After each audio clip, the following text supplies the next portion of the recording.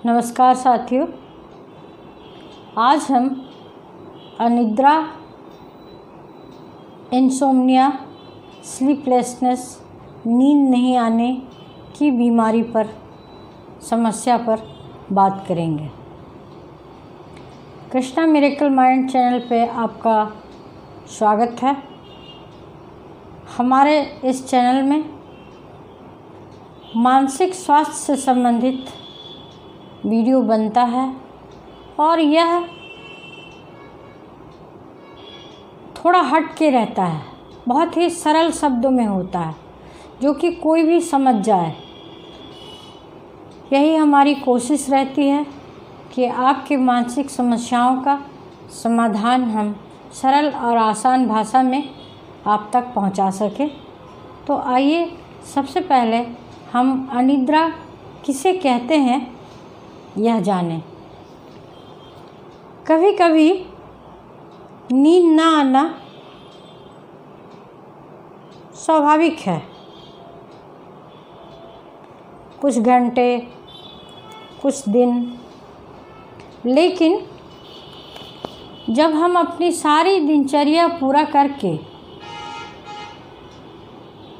और बिस्तर में जाते हैं तब 1 घंटे से ज़्यादा या 3-4 घंटों तक नींद नहीं आना, हर तरह की कोशिश करने के बावजूद नींद नहीं आना, यह अवस्था अगर 3 सप्ताह से लेके महीनों तक बना रहे तो यह एक विकार, मनोविकार या बीमारी का रूप ले लेता है और इसके लिए हमें तुरंत विशेषज्ञ के पास जाना चाहिए और अपने समस्या का समाधान ढूंढना चाहिए।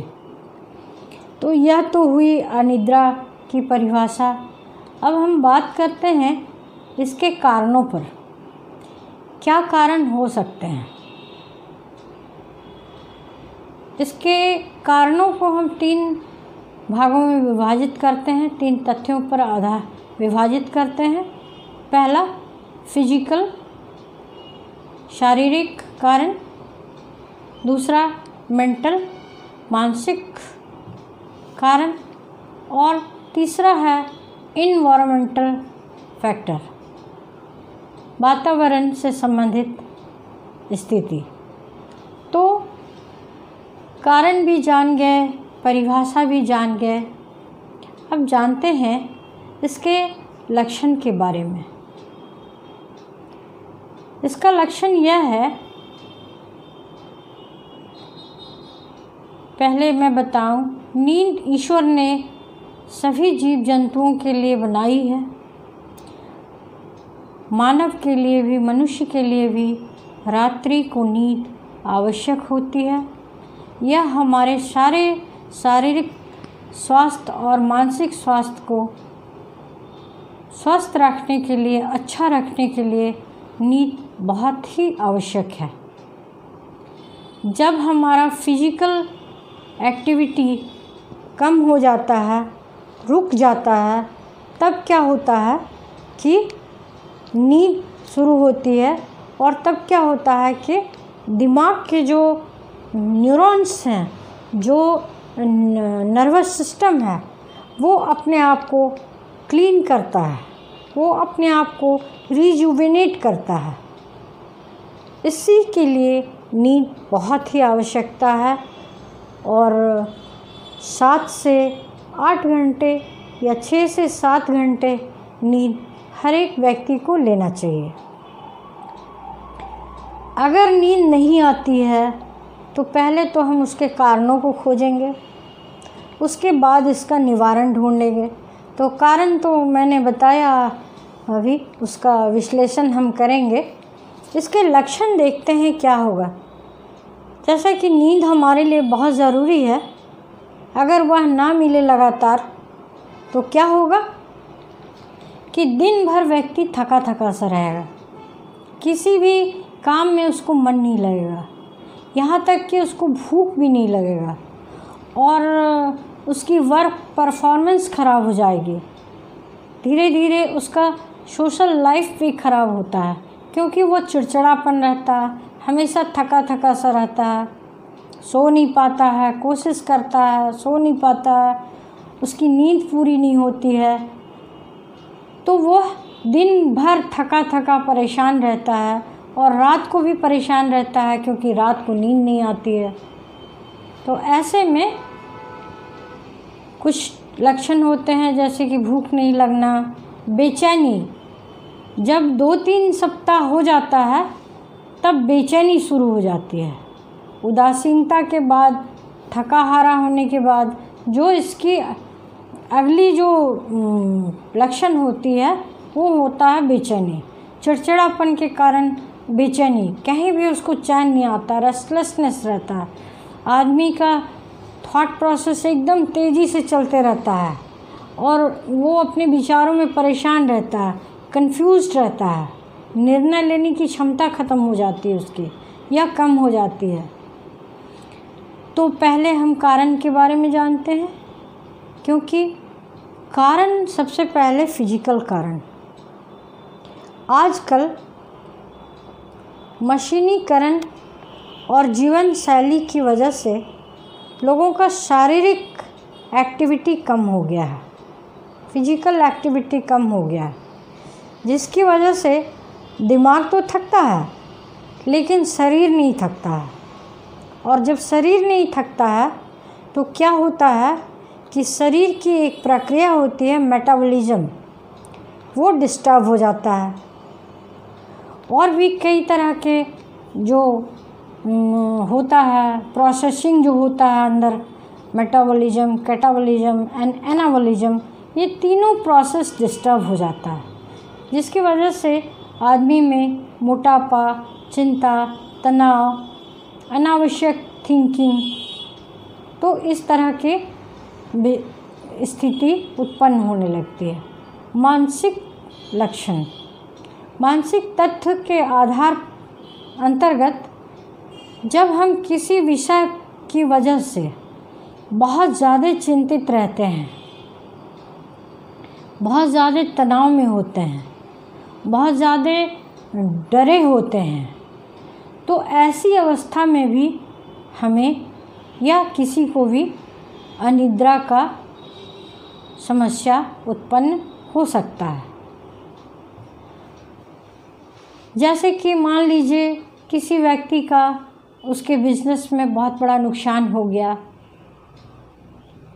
या किसी के ऊपर कर्ज है, या स्टूडेंट में कहें तो मान लीजिए कई बार वो कोई कंपटीशन में सफल नहीं हो पाया, अब जब एग्ज़ाम के डेट फिर से वो तैयारी किया जी तोड़ और एग्ज़ाम के डेट नज़दीक आ गया, तो वो इसी एंजाइटी में रहता है कि पता नहीं इस बार भी हम कर पाएंगे कि नहीं। और ये सोचते सोचते वो इतना ज़्यादा अपने दिमाग में चिंता का एक जाल बुन लेता है कि वो उसी में उलझा रहता है और उसे नींद नहीं आ पाती है।